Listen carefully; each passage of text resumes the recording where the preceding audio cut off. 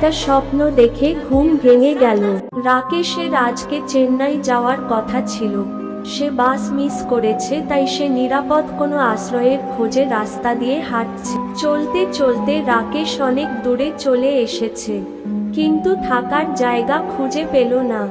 হঠাৎ সে দাঁড়িয়ে পড়ল, তার মনে হলো তাকে কেউ ডাকছে। এই যে মিস্টার, আপনাকেই বলছি।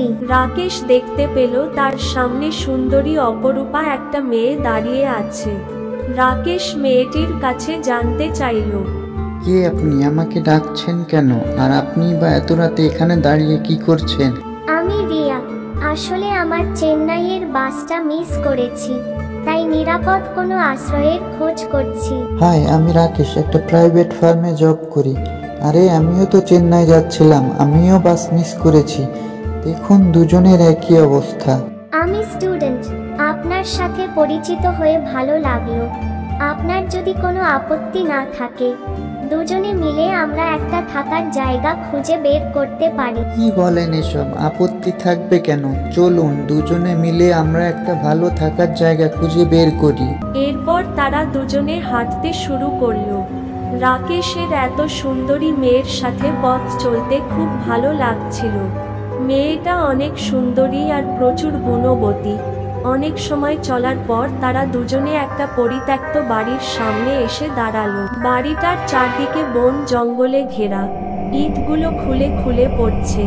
এই সব দেখে রিমা রাকেশকে বলল, এই বাড়িটা অনেক পুরনো, ভাঙাচোরা। এখানে কি আমরা থাকতে পারবো? হান্টেড হাউস মনে হয়। সবই তো বুঝলাম, কিন্তু এই বাড়িতে না থাকলে আর কোথায় থাকবো বলতে পারো? আশেপাশে তো কোনো বাড়িঘর নেই। আমি এই বাড়িতে থাকতে পারবো না। কি ভয়ানক বাড়ি, আর চারিদিকে বন জঙ্গলে ঘেরা। এখানে কোনো মানুষ থাকতে পারে না। Try to understand. তুমি একটু বোঝার চেষ্টা করো, আশেপাশে শুধু জঙ্গল আর জঙ্গল। তুমি যদি এখানে থাকতে চাও তাহলে আসো, না হলে তোমার যেখানে ইচ্ছা সেখানে যাও। এরপর তারা দুজনে বাড়িটার ভেতরে চলে গেল। চারদিকে ধুলোবালি এবং ভাঙাচোরা জিনিসপত্র ছড়িয়ে ছিটিয়ে আছে। রিমা আঙ্গুল নির্দেশ করে রাকেশকে দেখালো, বলল ওখানে একটা বেডরুম আছে। এরপর তারা সেখানে গেল। দেখেছো কেমন ময়লা বেডরুম, চাদরগুলো ছড়ানো ছিটানো। এখানে থাকার মতো পরিবেশ নেই।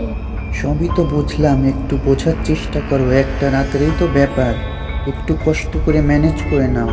আচ্ছা ঠিক আছে, কিন্তু তুমি আমার সাথে একই বেডে ঘুমাবে, না হলে আমার ভয় করবে। ওকে ওকে, চলো তাহলে এখন শুয়ে পড়ি, অনেক রাত হয়েছে। এরপর তারা দুজনে শুয়ে পড়ল। রিমার অনেক ভয় করছিল, তাও সে ঘুমানোর চেষ্টা করলো এবং সে ঘুমিয়ে পড়ল। মাঝরাতে হঠাৎ কিছুর শব্দে তার ঘুম ভেঙে গেল। এরপর রিমা উঠে বসল, মনে মনে অনেক ভয় পেল। ঘুম থেকে উঠে রিমা বোঝার চেষ্টা করলো শব্দটা কোন দিক দিয়ে আসলো। রিমা ভাবল রাকেশকে ডাকবে, কিন্তু পড়ে সে একা একাই শব্দের উৎস খুঁজতে গেল। আর রাকেশ ঘুমিয়ে থাকলো। সে জানতে পারলো ও না রিমার ভাগ্যে কি ঘটতে যাচ্ছে। রিমা আস্তে আস্তে সামনের দিকে এগিয়ে যেতে লাগলো। ভাঙ্গা চোরা ঘরের ভিতর দিয়ে যেতে রিমার অনেক কষ্ট হচ্ছিল। হাঁটতে হাঁটতে সে একটা ভাঙ্গা চোরা রুমে এলো। সামনে তাকিয়ে দেখতে পেল ভয়ানক এক বিভীষিকাময় দৃশ্য। রিমা দেখতে পেল একটা মানুষ, যার মাথার খুলি বের হয়ে আছে, চোখ দুটো বের হয়ে আসছে। সে ধীরে ধীরে রিমার দিকে এগিয়ে এলো। রিমা ভয় দৌড়াতে লাগলো, আর সেই অদ্ভুত মানুষ তার পিছনে পিছনে আসছে। বাঁচাও রাকেশ, আমাকে বাঁচাও। রাকেশ কোথায় তুমি? তাড়াতাড়ি এসো।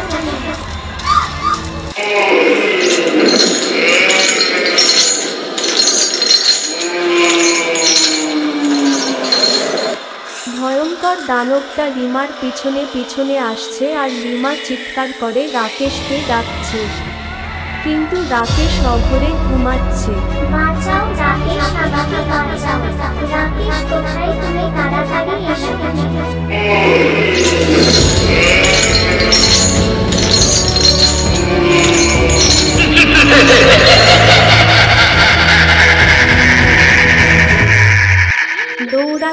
দৌড়াতে রিমা হঠাৎ হোঁচট খেয়ে পড়ে গেল। বাঁচাও বাঁচাও, কে কোথায় আছো, আমাকে বাঁচাও। পড়ে যাওয়ার পর রিমা দেখতে পেল ভয়ঙ্কর মানুষটা তার কাছে এগিয়ে আসছে। কি কুৎসিত তার চেহারা! ধীরে ধীরে সে রিমার দিকে এগিয়ে আসতে লাগলো।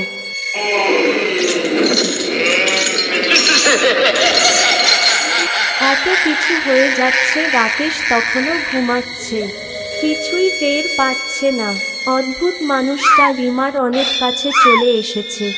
রিমা ভাবল আজকে তার মৃত্যু নিশ্চিত।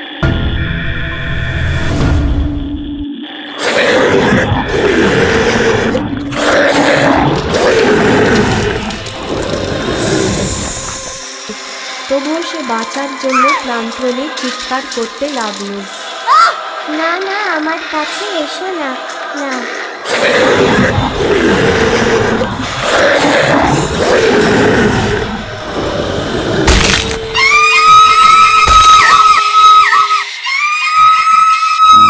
রিমার চিৎকার শুনে রাকেশের ঘুম ভেঙে যায়। সে বোঝার চেষ্টা করলো চিৎকার কোন দিক দিয়ে আসছে। হঠাৎ সে বিছানায় তাকিয়ে দেখল রিমা সেখানে নেই। ভয়ে তার শরীর শিউরে উঠল। মনে মনে সে ভাবল রিমার কোনো বিপদ হলো না তো। রিমাকে খুঁজতে রাকেশ তাড়াতাড়ি বের হয়ে গেল। রাকেশের মনে মনে অনেক ভয় করছিল। সে ভাবল রিমার কিছু হলো না তো। এসব ভাবতে ভাবতে সে ভাঙ্গা একটা রুমে এসে পড়ল। তারপর সামনে তাকিয়ে দেখতে পেল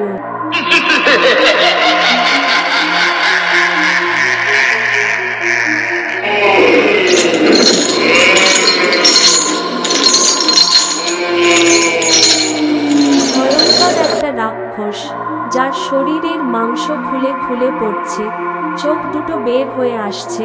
সে রাকেশের দিকে এগিয়ে আসছে, তাই দেখে রাকেশ দৌড় দিল। রাকেশ প্রাণপণে ছুটছে, যে করেই হোক তাকে বাঁচতে হবে। সেই অদ্ভুত রাক্ষস তার পিছনে পিছনে আসছে, ভয়ানক আওয়াজ করছে সে।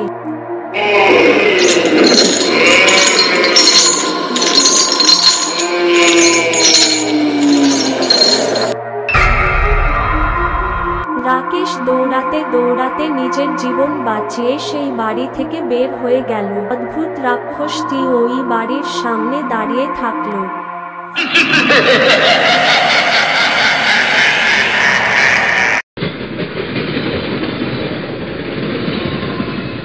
জীবনের ভয়ানক ঘটনার কথা এত সময় বলল রাকেশ ট্রেনে সদ্য পরিচিত হওয়া মতিলালকে।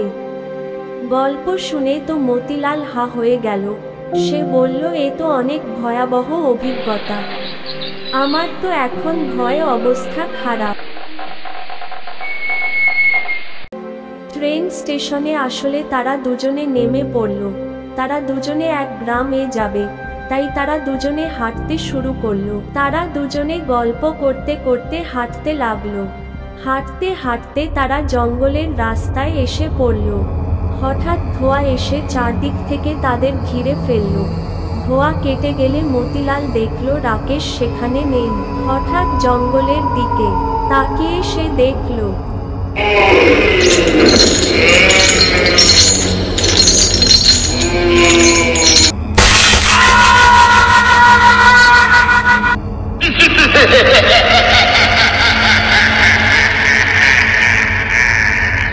আসলে সেই রাতে রাকেশও মারা গিয়েছিল।